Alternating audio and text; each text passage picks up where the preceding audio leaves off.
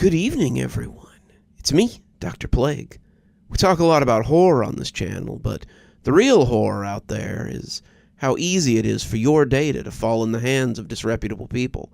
That's why today's video is sponsored by Aura. While you're enjoying today's spooky video, data brokers, those things that go bump on the web, could already be selling your information to scanners, spammers, and anyone else who may want to target you. Your full name, email, home address, your health records, your relatives, they could all be out there. That's why I've been using Aura. Aura shows me which data brokers are selling my information and automatically submits opt-out requests, just for me. It was simple to use and very intuitive, and I had barely gotten out of the setup process, and it was already blocking over 20 data broker requests on my behalf. Aura protects your passwords, your banking information, everything you need for day-to-day online life. Cleaning up my information not only helps reduce the amount of spam I get, but it also protects me from hackers who could use my information to help them access my social media accounts, bank accounts, other sensitive information. Things like a certain YouTube channel that you all enjoy listening to so much. Aura also does much more to protect me and my family from online threats, the kind you can't see. It comes with other features like antivirus, VPN, password management, parental controls, identity theft insurance, and more, without having to download several different apps. It really is just that easy to set up, and best of all, I get everything at one affordable price. I hear you saying, but Dr. Plague, I have one or two of these tools already. But, dear readers, not having Aura is like locking the front door and leaving the back door wide open. Readers of my fine tales can tell you why that never ends well. Aura is always on, doing the hard work of keeping me safe so I can focus on other tasks like finishing my latest book or uploading my most recent video. I value my privacy, and I know you value yours. You can go to Aura.com, that's AURA.com, to start your 2-week free trial. You can also check out the link below and start your free trial with Aura. So why not give Aura a try and protect yourself from the real monsters out there? I could have flown home, but I thought a drive would clear my head. I'd just finished 4 years in the Marines, 4 of the messiest years of my life. I'd made the mistake of bringing my new wife to California with me, and returned from Iraq to find her warming someone else's bed. The bed in question was of a fellow Marine, someone left on base while I fought and bled for my country. 6 months of staying on base so I could meet with lawyers and finish my divorce, and I was officially out and done. When I told my dad I was going to rent a car and drive home, he understood. I told him I needed to come back slow so I could clear my mind, and he told me to drive safe. "Take your time, kid. We'll be here when you get back," he said, and I took him up on it. I was coming across the country, California to Tennessee, and I was seeing the sights and taking in the local flavor. I had decided to make this a long overdue vacation. I did a lot of things on that trip, but my only mistake was picking the kid up. I was driving through Oklahoma, enjoying the sights and feeling like I could watch the hills and valleys roll by forever, when I saw the kid standing there with his thumb out. He was young, couldn't have been old enough to enlist, despite his army coat. It was July, the heat stifling, but he was wearing fatigues and a service jacket that looked antique. The breeze ruffled his hair, pushing it back in a harsh puff that made me think of kids blowing on dandelion fluff. Maybe it was the jacket, or maybe it was the look of naked want on his face, but I pulled up beside him and rolled the window down. "Hey kid, you need a lift?" He turned his perfect sky blue eyes on me, and I'll never forget his words. Sometimes I hear them in my sleep. "I sure do. Can you give me a lift to McMahon, mister? God'll thank you if you do." I thought that was a little weird, but I told him to climb in, and he did so gladly. The signs told me that McCann was about 30 miles up the road, and I expected the kid to chatter like a squirrel the whole way. To my surprise, he was quiet. His eyes closed, and his head bowed for a couple of minutes. It took me a second to realize he was praying, and when he finished, he sat up and plastered a half-daffy grin on his face. "God tell you I'm a straight shooter?" I asked, more to break the ice than anything. "He said thank you for your assistance, mister, and you'll be greatly rewarded in his kingdom." I nodded, thinking I could use all the help I could get. The farther we drove, the more I began to suspect that something was off about the kid. He stared forward the whole way, his eyes on the horizon, his mouth seemed set in an eternal grin. He wasn't as young as I'd thought, maybe 18 or 19, and the jacket said his name was Harris, had it stenciled right there over the left breast. It was covered in patches, too, the kind you get for service, and I was glancing at one over his right pocket when I saw the bulge under the coat. I felt a cold shudder run through me as I recognized it. The kid was packing.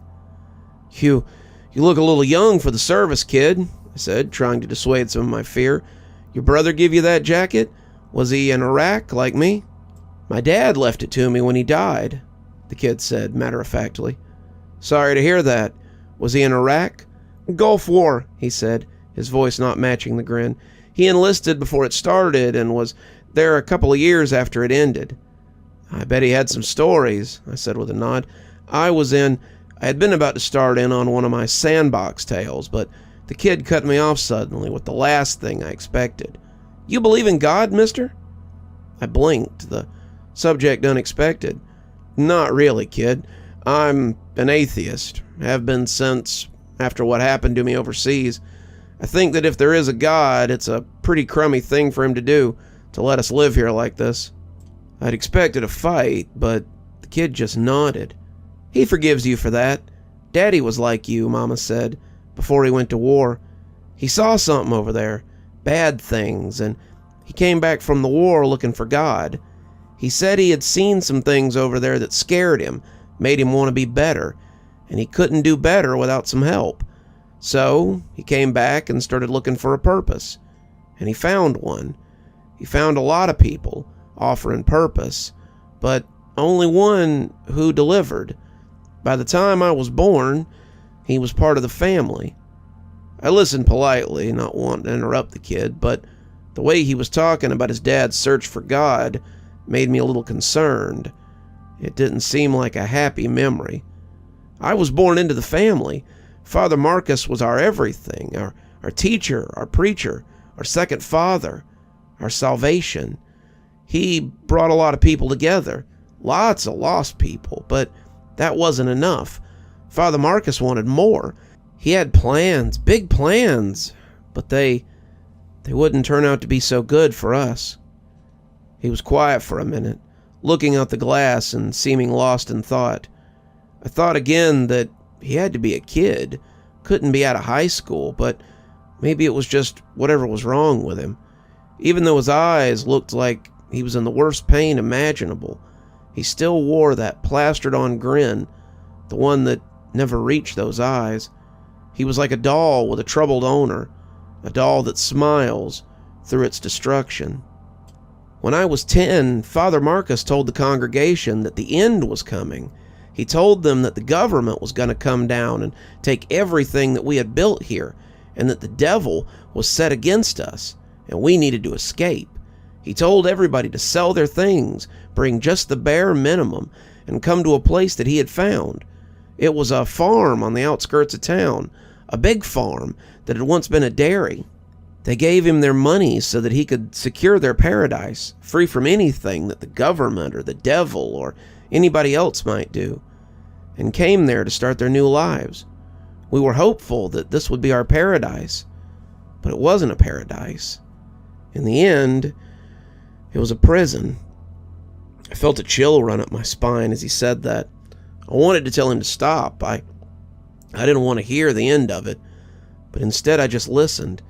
The kid was hurting, that was clear enough, but his story was so captivating. It was like one of those true crime stories, the ones so bad that you just know it has to be true.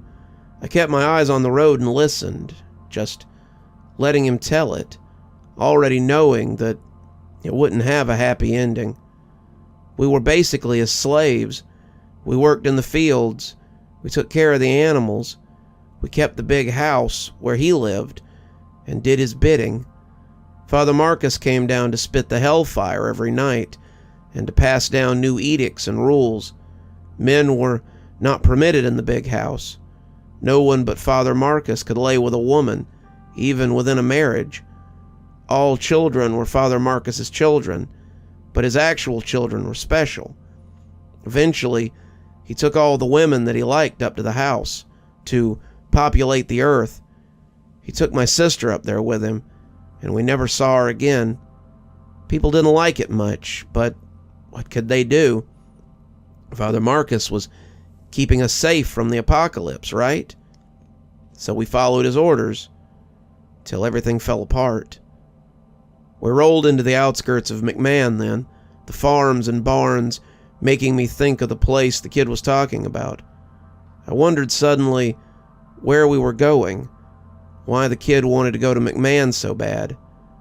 Every mile felt like an eternal march, and I was dreading coming to the end of the journey. Where? I started, but the kid seemed to be expecting the question. "Stay on the main road, mister," he said, clearing his throat before going on. He seemed as dry as an old stick, and when I reached behind the seat and offered him a Coke from the cooler, he took it with a smile. I wondered why I'd done that. I didn't want the kid to go on, but in a way I did. I needed the end of it. I needed to know how it had all shook out. I was a curious bastard, it seemed, and I needed to see the bodies in this kid's path.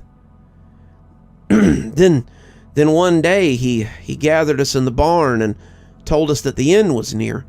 He told us we needed to prepare ourselves to go because we were meeting God tonight. He gave us all something to drink, something in a red cup that his wives dipped out, and we all drank it. No one argued. No one fought him. We were all so brainwashed that we would have jumped in front of the 6:15 train that ran near the farm if he'd asked. Everyone drank. Everyone obeyed. Everyone went to sleep.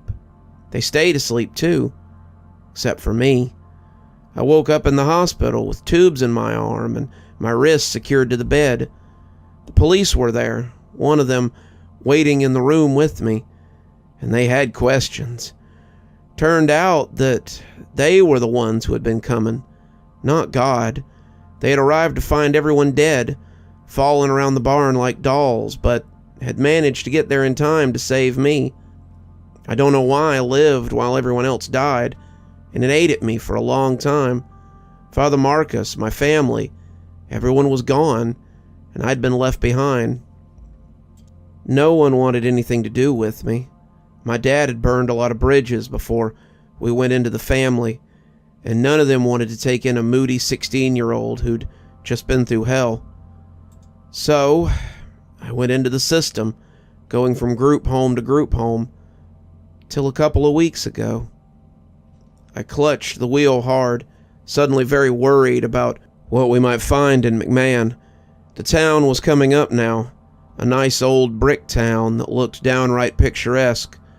We passed a sign for a new megachurch, the Sunrise Gospel House, and there was a smiling old man beaming down from the front.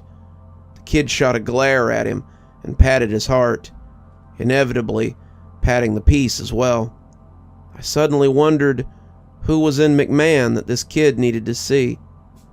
I was watching TV in the group home and an ad came on for a church. The church had recently acquired its own network, and the pastor of the church was very familiar. He spoke about peace and God's love, but all I could hear was the voice that told us to drink the juice and go meet God. As I watched him smiling and hugging people, I heard a very different voice in the back of my mind. It was God, the real God, and he told me what I had to do. He said I needed to be his sword, and I needed to cleave the unrighteous from his midst. He patted the gun again, whispering a prayer to God, and my hair stood up on the back of my neck as something strong and strange wafted from the kid. In that moment, he felt very righteous. We were well into town now, rolling up Main Street, and he told me to stop. I dropped the kid off at the light, and he thanked me, said he could make it from here. He gave me a real smile then, not the dopey one he'd been wearing the whole way through as he told his sad little tale, and waved at me. "God bless you, mister. I'm off to do his work." Then he was gone, and I sat there watching him until someone politely honked behind me, and I was forced to roll along. I wasn't sure what to do as I made my way out of town. Did I tell somebody? If this pastor had really messed the kid up like that, then maybe he had it coming. Was that really my call to make, though? In the end, I called the McMahon Police Department and told them what I suspected. I told them about the kid and the story that he had spilled, but I don't think they took me seriously. The dispatcher made it sound like it was going into a little pile of crackpot shit, but I felt I had done my due diligence. I was still thinking about it when I stopped for the night, wondering where the kid was and what he was doing as I drifted off to sleep. I woke up the next day and turned on the news to see that Pastor Michael Wheeler of the Sunrise Gospel House had been shot in front of his congregation. The pastor, someone wanted by the FBI for his alleged connections to several past cults, had been shot by someone from one of his past religious orders. The kid was in custody, but the police were saying he was mentally unwell, and this was likely a retaliation slang. Police were still looking for a mysterious caller who had tipped them off before the shooting, and they had many questions for that individual. I left Oklahoma as quickly as I could, flinching every time I saw a cop. That was a couple of years ago, and I've never told anybody what happened on that trip home. It's something that's weighed on me since I left that kid on Main Street, and I can only imagine that he was right about God blessing me. I came back, found a job that paid well, met the love of my life, and settled into wedded bliss fairly easily. It all seemed very easy while it was happening, and I can't help but wonder if a little divine direction had anything to do with it. As long as he doesn't point me at his enemies like he did that kid, I suppose we can be square. You're still here. Thanks so much for joining us for tonight's spooky tale. If you'd like a little bit more spooky in your life, why not click on one of the videos that appears at the end of our story, or maybe head on over to one of our playlists where you can get your fill of spooky content. If you like your spooky a little more tactile, I've got a new book that's come out. If you'd like your own copy, there's a link below in the description where you can get your own copy of my spooky book. If you like what you see here on the channel and think you might like to support in a more monetized way, then why not come over to Patreon or become a member on YouTube? Speaking of, let's go ahead and thank our members now. Thanks to Civ Garstad, Unicorn Hollow, and Army Dude for being our spooky ghost contributors. Thanks to Janet, Lee Kendall, Saikat, Ronda J, Sue Casper, and Valinator for being our spooky skeleton contributors. And thanks to Oh Snap, Hi Stacy, Winter, Xaronan, Stephanie Carrington, Tyler Parker, Cinnamon Fox, Grim Reaper, TomBoiTopUwU, and Queen Sheebah for being our ghostly reader tier contributors. And a big thanks to Scott Donahue for being our ghostly writer tier contributor. Thanks everyone, we just couldn't do the show without you. If you'd like to support the channel, then come on down to Patreon, or become a member on YouTube. Spooky Skeleton tier contributors, that's our $5 tier, get their spooky 12 hours early, at 8:30 a.m., as opposed to 8:30 p.m., my time, of course. And while Ghostly Reading is only a tier that's available on Patreon, you get a signed copy of my book anytime I write one, on your doorstep in, hopefully, a timely manner. If you'd like a book, we have many on Amazon. I've got links below if you'd like to follow those. Should get you to my page so you can buy any one of my 8 books I believe we're up to now. I'm sure they'd look really nice on your shelf, and I'll sign them for you if you can find me out in the wild. And as always, thanks for stopping by. Dr. Plague, signing off. Have a wonderful evening.